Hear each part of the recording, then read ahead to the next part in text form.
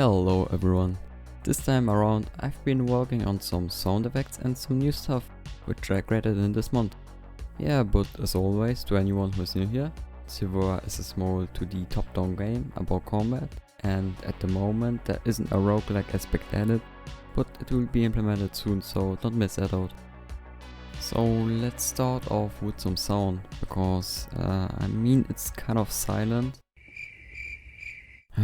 We need to fix this. But first things first, I had to create a list of audios which we need. But then I realized that I had my life because I had to record about 40 sound effects.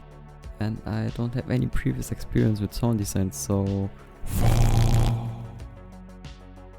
But that's actually not so bad. Because I like to learn new stuff, so why not learning sound design? So let's try that out. After some googling, I found some great tutorials on the internet, and for anyone interested, I will link them in the description. Yeah, starting off with a program called Audacity, we are able to record some audio. Afterwards recording, we can add some cool effects on top of the audio. So for example, you can turn the sample sound into something like this. And that's basically how you can make sound effects.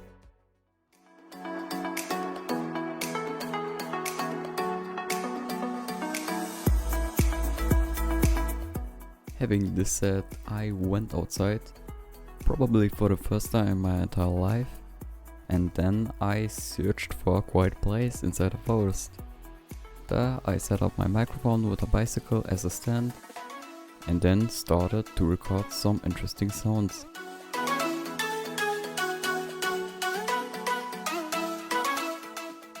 Yep, that's me eating a stick against my microphone. After the sunset, I was almost done with the recordings that I needed, so it was time to go back home.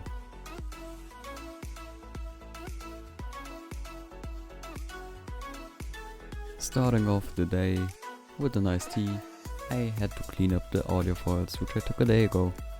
And after editing and implementing some sound effects, I got you a small gameplay teaser to show.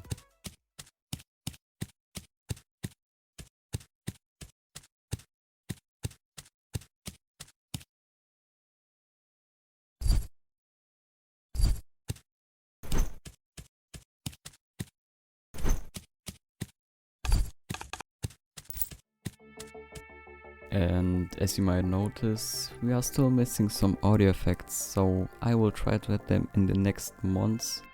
But this task will probably take some more time since I'm still learning it and I'm not really comfortable with it. And of course, if you have some feedback on that, I'm all ears.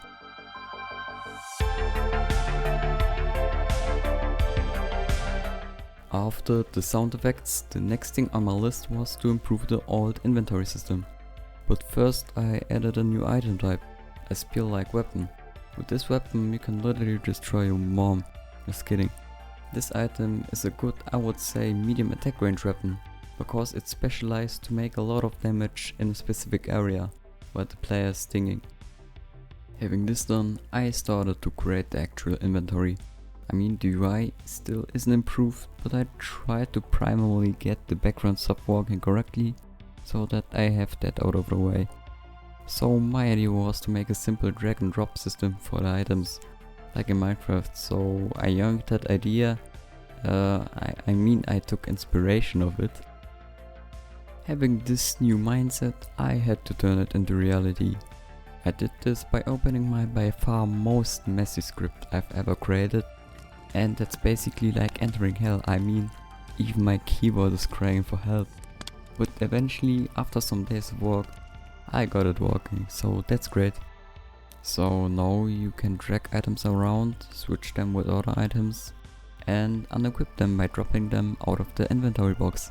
And if you remember the old inventory, I finally got rid of the ugly crosses above the items. And previously you couldn't arrange your weapons how you wanted to, so that was shit.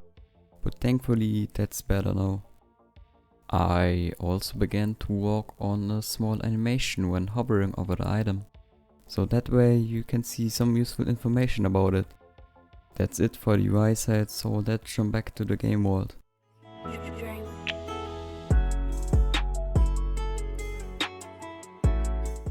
I wanted to make the game feel better while playing it, cause hitting enemies doesn't make fun at all. So this needs to be changed.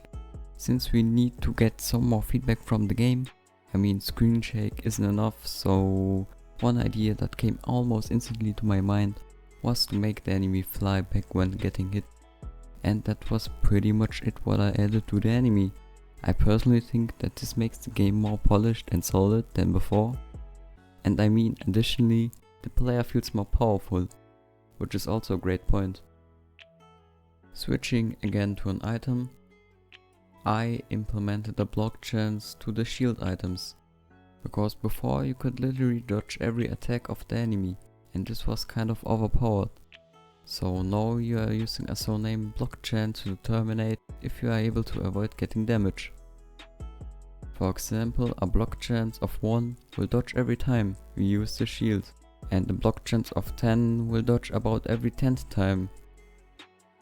Yeah, the next thing on my to-do list was to add a small effect around the dropped item, to make them more visible to the player.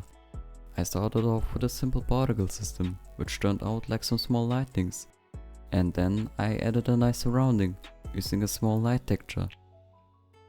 Combining it with a small floating animation gives them more life, so now it looks cooler than before, and most important, it looks like it is interactable. To finish it off, I gave it the ability to get picked up when pressing on it with the mouse.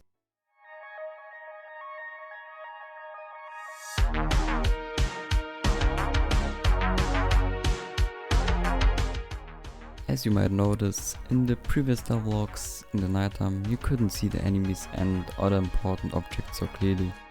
That was caused by an effect which I applied to the final rendered image, which is displayed to the user. It is necessary to make the game look good. So here's a quick example without it.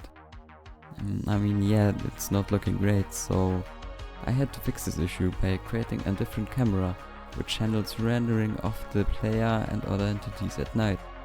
I additionally added a shader to keep the original colors of the enemy. After some work, you can finally see the important objects around you, like projectiles and of course the enemies. And here's a quick look on behind the scenes.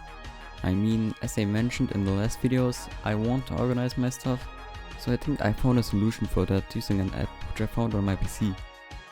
So I started to do to-do lists, and this turned out to boost my workflow on Zevura like up in the sky, which is awesome. And fixing and finding bugs also feels easier, because now I know what I have to fix. And to come to an end, if you are working on a project, you should definitely give to-do lists a try. They will boost your work effectively. Yeah, that's probably it for this month. Hope you liked it, and as always, see you in the next one.